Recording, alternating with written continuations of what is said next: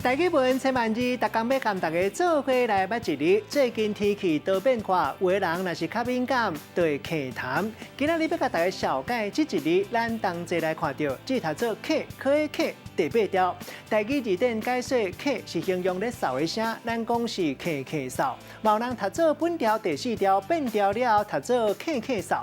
这个咳会当形容是单位讲的声，咱讲咳咳。嘛会当比如做咧嗽，像讲嗽若是有痰，咱讲是咳痰。带大家做伙来小解这两个词。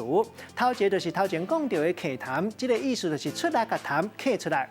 第二个词读做咳咳嗽，这是形容嗽袂停的形，嘛会当讲是酷酷嗽，也毋过这个咳咳，嘛会当形容单位讲的声，像讲单位讲的声响咳咳叫。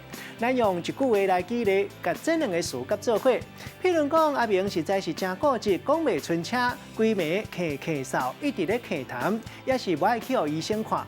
今仔日小解这一日读做咳，提供予观众朋友来参考。